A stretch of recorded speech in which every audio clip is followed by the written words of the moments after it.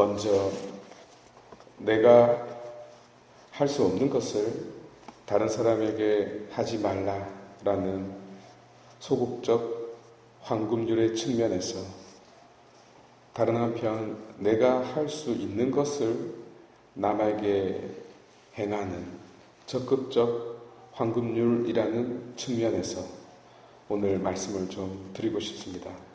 오늘 주제가 원수를 사랑하라는 말씀인 까닭입니다.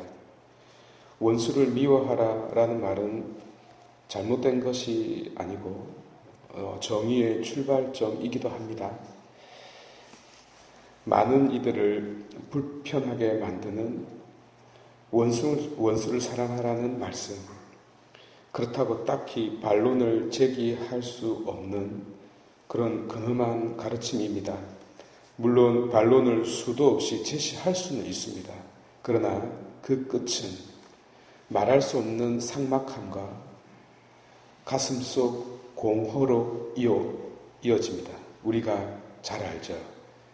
한편 그 말씀을 실천하려고 하니 속에서 열불이 터져 나옵니다. 어찌해야 좋을까요? 이 가르침이 어려운 것 중에 하나는 악을 행하는 자에 대한 무저항과 연관된다고 생각하기 때문인데요. 그것은 아니겠죠. 성경의 가르침은 인간에 대하여 깊은 초점을 맞추고 있습니다. 그런데 악을 행하는 자는 인간과 별도로 행해지는 것이 아니라 바로 또 그 인간이 악을 행하고 죄를 짓고 상처를 주고 있기 때문에 분리시키기가 매우 어렵습니다. 어쨌든 우리는 이 문제를 내 개인뿐만이 아니라 이 사회의 구성원으로서라도 생각하지 않을 수가 없습니다. 예수님 당시 이스라엘의 원수가 누구였나요? 로마였겠죠. 로마 제국이 원수였어요. 우리가 일본을 싫어하는 것처럼요. 그리고 사마리아도 있었고요. 그리고 역사적으로 자신들을 바빌론 유배를 처하게 했던 그런 민족의 후손들도 다 그 이방인들도 다 원수였습니다. 헤롯 대왕도 원수였고요. 작게는 이웃, 더 작게는 가족들의 이어지기까지 참 원수가 참 많습니다. 제가 감정을 무시하려는 것은 아니고요. 매우 중요한 요소입니다. 그러나 우리가 경험으로 알 수 있듯 불을 보듯 그 악의 보복은 다른 보복을 낳습니다. 역사가 증명을 하죠. 제가 역사 전공 아니겠어요? 실제 보복은 대개 당사자가 아닌 경우가 많아요. 그러면 결국 사회가 붕괴됩니다.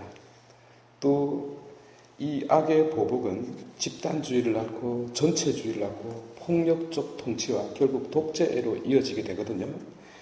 그러면 사회의 통치자가 이렇게 가르쳐서야 되겠습니까? 작은 사회, 작은 공동체의 장만 되어도 이 문제는 명확합니다. 만약 여러분들께서 장이 되어도 이 문제는 신경 쓸 수밖에 없어요. 이 문제는 철학적으로도 이미 논증이 다 되어 있는 것이죠. 문제는 이겁니다.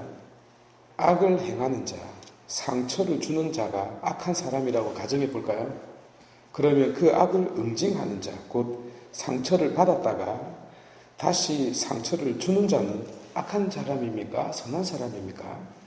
선한 사람이 다른 사람에게 악을 행할 수 있나요? 흔히 정의를 빙자한 악을 행하게 되고 법을 인용하는 악을 행해서 결국 악이 되거든요. 우리 기독교 신앙의 최고 유산이 무엇인 줄 아십니까? 모든 사람은 죄인이다라는 것을 선포한 것입니다. 모든 사람이 죄인이라는 겁니다. 아주 중요한 것입니다. 여기서 출발하지 않으면 바로 오류에 빠지는데, 어느 정도의 오류에 빠지냐면 최고의 오류에 빠지게 됩니다. 성경 전체, 아니 성경의 최고의 가르침이 창세기 첫 장이 선악과를 다루고 있어요. 선과 악녀. 그리고 시편의 말씀을 자주 듣지 않습니까? 내 어머니가 죄 중에 나를 배웠다고요. 이 세상에 태어난 모든 자는 죄인이라는 말입니다. 매우 중요합니다. 우리가 이것을 인정해야 돼요. 그래서 최고의 오류가 무엇이죠? 나는 선이고 너는 악이라는 겁니다. 이게 최고의 오류입니다. 여기서 출발하지 않는 자 혹은 단체 사회는 바로 그 존재 자체를 유지시킬 수가 없게 돼요. 내가 누구라고 말을 하지 않더라도 정치 집단만 보더라도 이렇게 출발하는 데가 많아요. 그래서 자기 모순에 빠지게 되죠. 그리스도의 가르침이어서가 아닙니다. 그리스도의 가르침이 아니어도 이 점은 잘 알 수 있어요. 두 번째, 그리스도의 가르침은 한 발 더 깊이 들어갑니다. 우리는 그분의 말씀을 깊이 헤아려야 하는데요. 우리가 왜 원수를 사랑해야 할까요? 왜 당신은 우리 보고 원수를 사랑하라고 가르칠까요? 이유가 있어요. 하느님의 자녀가 되기 위해서입니다. 하느님의 자녀가 되기 위해서 이 말씀을 한 겁니다. 이 목적이 있어요. 많은 사람들이 기독교를 평하기를 문턱이 매우 낮다라고 그래요. 아무나 들어갈 수 있다고요. 맞아요. 그런데 못 보고 있는 것이 있어요. 진짜 문턱은요, 매우 높습니다. 예컨대 이 말씀을 실천하는 자가 없기 때문이죠.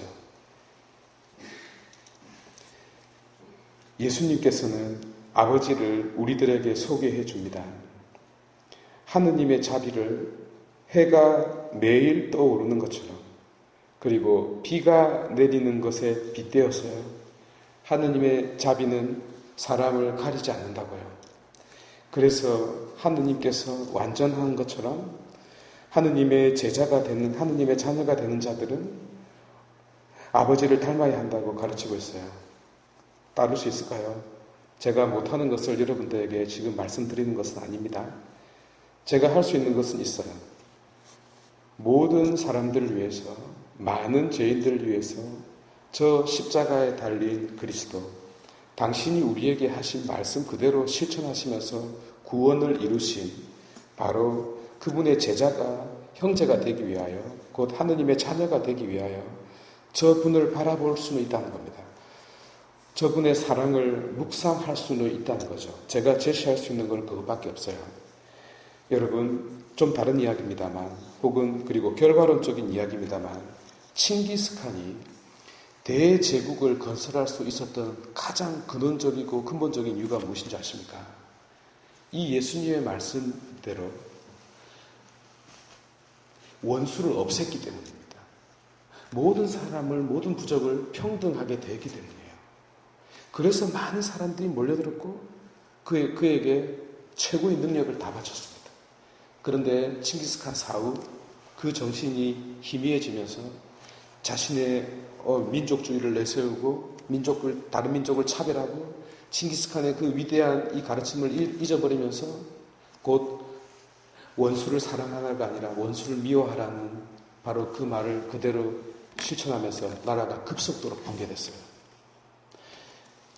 몽고뿐만 아니라 수많은 나라가 그 흥망성쇠의 근원에, 그 사회를 성장시키고 쇠퇴시키는 그 원인에 바로 이 성경의 이 가르침이 있다는 것을 우리가 깊이 생각해야 합니다. 봉헌하도록 합시다.